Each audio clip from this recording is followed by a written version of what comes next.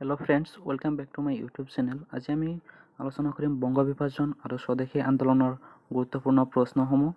শুদ্ধ উত্তৰটো বাছি 6 চনত মুছলিম লীগ গঠনত সহায় কৰা ব্ৰিটিছ প্ৰশাসকজন কোন আছিল?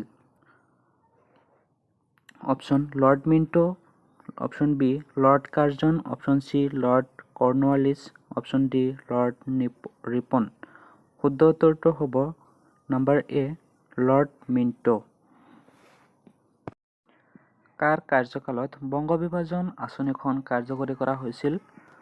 উত্তৰ লৰ্ড কাৰ্জনৰ কাৰ্যকালত বংগ বিভাজন আঁচনিখন কাৰ্যকৰী কৰা হৈছিল।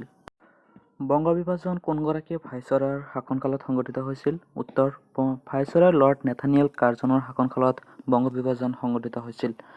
নম্বৰ 3, 1905 খ্ৰীষ্টাব্দৰ কোন তাৰিখে বংগ বিভাজন কাৰ্যকৰী হৈছিল? উত্তৰ 1905 খ্ৰীষ্টাব্দৰ 16 অক্টোবৰত বংগ বিভাজন কাৰ্যকৰী কৰা হৈছিল।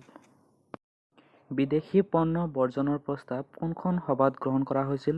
উত্তৰ কলিকতাৰ কাছিম বজাৰৰ টাউন হলত অনুষ্ঠিত বিশাল সভাত বিদেশী পণ্য বৰ্জনৰ প্ৰস্তাৱ গ্ৰহণ কৰা হৈছিল। স্বদেশী আন্দোলনৰ সময়ছোৱাত যুগান্তৰ নামৰ সংবাদপত্ৰখন সম্পাদনা কোনে কৰিছিল? উত্তৰ ভূপেন্দ্ৰনাথ দত্তই যুগান্তৰ নামৰ সংবাদপত্ৰখনৰ সম্পাদনা কৰিছিল। বংগদেশত জাতীয় শিক্ষা পৰিষদ নামৰ অনুষ্ঠানটো কেতিয়া গঠন কৰা হৈছিল? উত্তৰ 1906 চনৰ 11 মাৰ্চ তাৰিখে। বেংগল কেমিকেলছ নামৰ উদ্যোগ প্ৰতিষ্ঠানটোৰ প্ৰধান উদ্যোক্তা কোন আছিল? উত্তৰ আচাৰ্য প্ৰফুল্ল চন্দ্ৰ ৰায় বেংগল কেমিকেলছ নামৰ উদ্যোগ প্ৰতিষ্ঠানটোৰ প্ৰধান উদ্যোক্তা আছিল। কাৰ পৌৰোহিত্যত অনুষ্ঠিত জাতীয় কংগ্ৰেছৰ অধিৱেশনে ভাৰতীয়ৰ বাবে স্বৰাজ বিচাৰি প্ৰস্তাৱ গ্ৰহণ কৰিছিল? উত্তৰ দাদাভাই নৌৰোজীৰ পৌৰোহিত্যত অনুষ্ঠিত ভাৰতীয় জাতীয় কংগ্ৰেছৰ অধিৱেশনত স্বৰাজ বিচাৰি প্ৰস্তাৱ গ্ৰহণ কৰিছিল। বংগদেশৰ একত্ৰীকৰণ কেতিয়া হৈছিল? উত্তৰ বংগদেশৰ একত্ৰীকৰণ হৈছিল 1911 চনৰ 12 ডিচেম্বৰ তাৰিখে। চমু প্ৰশ্ন নম্বৰ 1, বংগ বিভাজনে সৃষ্টি কৰা পূৰ্ববংগ আৰু অসম নামৰ প্ৰদেশখনৰ সৈতে সংলগ্ন হোৱা বংগদেশৰ প্ৰধান তিনিটা ভৌগোলিক সংমণ্ডল উল্লেখ কৰা।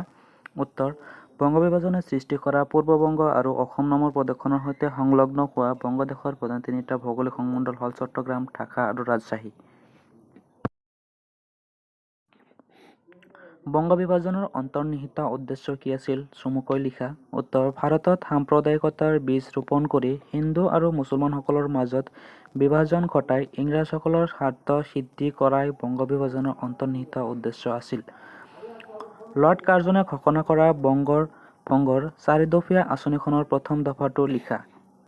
উত্তৰ বংগভংগৰ 4দফীয়া আঁচনিখনৰ প্ৰথম দফাটো হ'ল ৰাজশ্বাহী, ঢাকা আৰু চট্টগ্ৰাম সংমণ্ডলৰ সৈতে অসম সংলগ্ন নতুন প্ৰদেশখনৰ নাম পূৰ্ববংগ আৰু অসম হ'ব। খ পূৰ্ববংগ আৰু অসম প্ৰদেশখনৰ ৰাজধানী হ'ব ঢাকা।